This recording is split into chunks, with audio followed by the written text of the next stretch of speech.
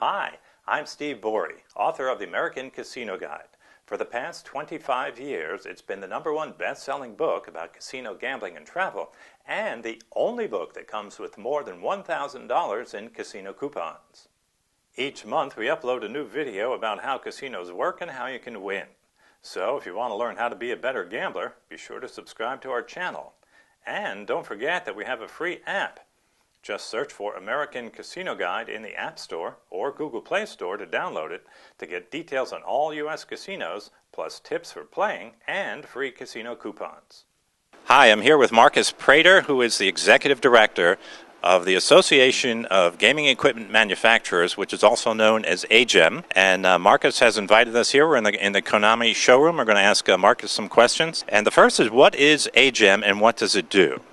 Well, AGEM is a non-profit trade organization that represents all of the major slot machine companies, the systems companies, tables, lotteries, anything that a casino needs, our members produce.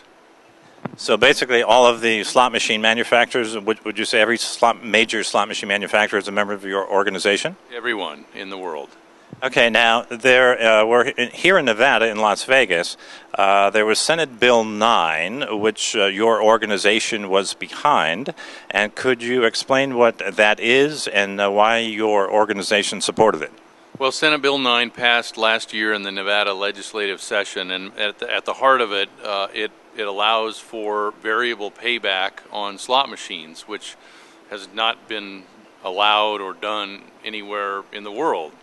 And by allowing for variable payback on slot machines, it creates the opportunity for manufacturers such as Konami, Bally, IGT, Aristocrat, all the big guys, and the smaller ones to create new content that would bring skill-based and arcade elements to the casino floor for the first time.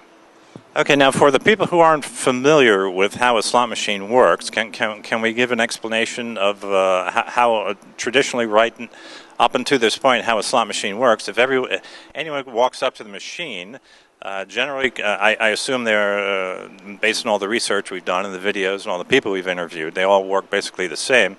Casinos set them by the denomination. So the higher the denomination, the more the machine is set to pay back. So the penny machines are going to be around 88 to 90%, quarter machines 90 to 92, dollar machines 92 to 94, $5 machines 95 to 96. So when someone walks up to that machine, now every time they push that button, the payback percentage basically is the same for everyone who plays that machine. That's correct. In any machine basically on the planet, in a legal regulated jurisdiction, if you sat down and played a machine and you put in your $20 and then left and I came and put in mine, we have to have the exact same payback odds percentage, and that's how it's always been done. But under that scenario, it sort of capped the ability of the suppliers and the game developers to create exciting new content, and that's what Senate Bill 9 was meant to change, and we've done that, and now the control board and the commission here in Nevada have approved the regulations and the technical standards that will govern these new kinds of slot machines. Okay, so now when someone goes to a slot machine, if it's skill-based, their payback might be based on their skill in playing a game.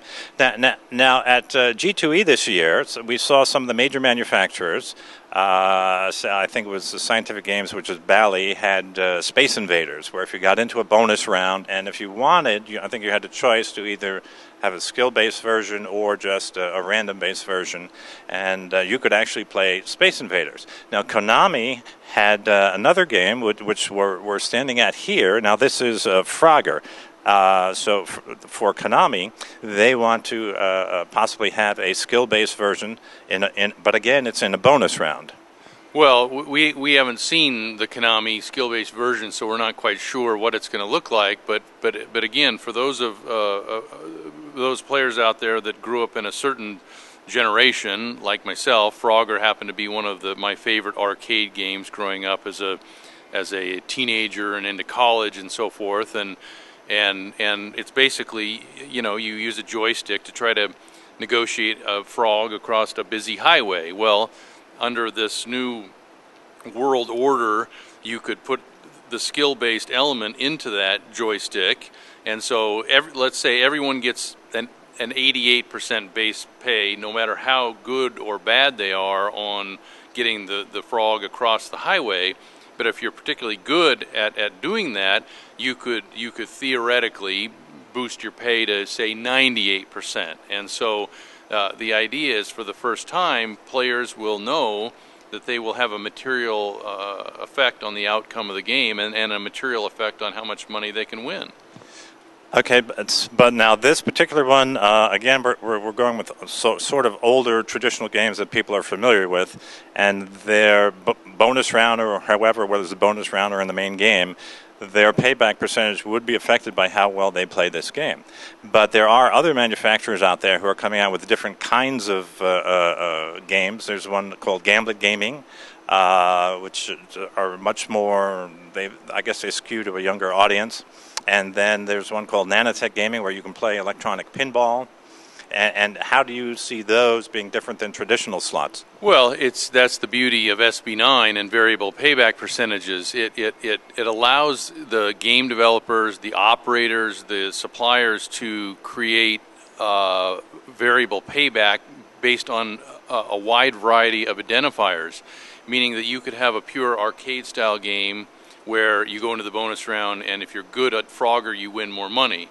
You can have a gamblet game, which is more like a Angry Birds Words with Friends style game, which is more of something we're used to with iPads and tablets and so forth.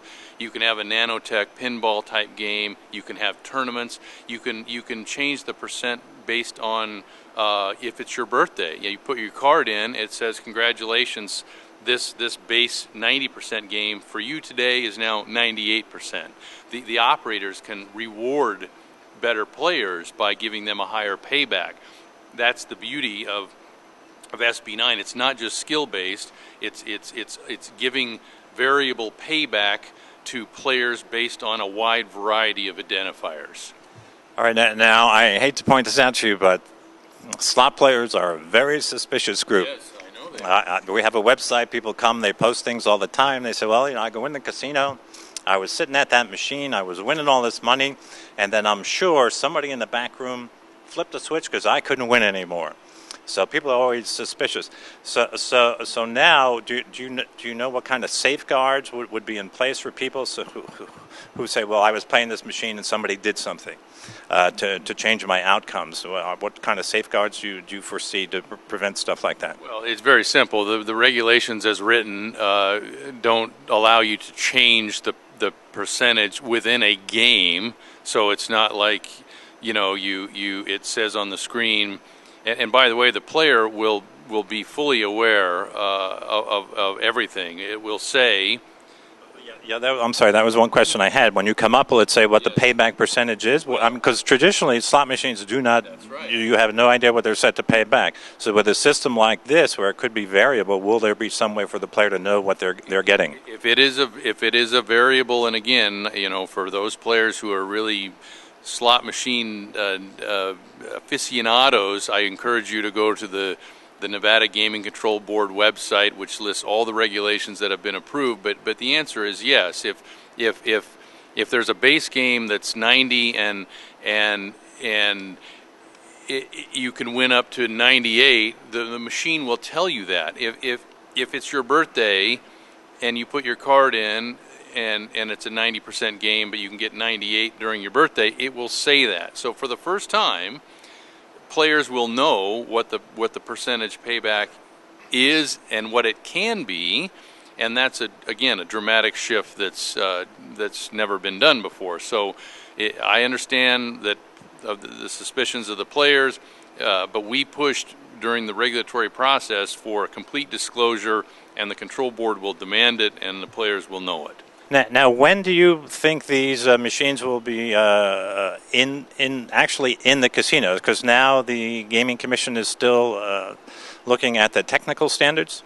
Well, so the technical standards will become final on February 11th, 2016, and that's really the final bit of language that the suppliers, the game developers need in order to make sure their games conform to the new rules. To answer your question, it's hard to say. I would say by mid-year we'll see the first of these types of games in Nevada. But overall, this will be a very slow rollout. I mean, there'll be hits and misses. We don't know what the players will like. It's a collaborative process with the control board, and ultimately our goal is to take this beyond Nevada, so that if a machine company like Konami spends all this R&D time and money to get a game like Frogger with a skill-based element out, that it can be sold in markets other than just Nevada. And New Jersey, to give them credit as well, they claim that they can do skill-based games today, and that the regulatory process is in place, so they don't need to change the state law in order to do that. But at the end of the day, for players to really get to experience this, it needs to spread beyond Nevada, and I do think that if we have this conversation in 5 years' time, you will be amazed at what will ultimately be on the casino floor. The reality is that the slot machine has not changed dramatically, only because of the regulatory confines that the manufacturers have been operating in.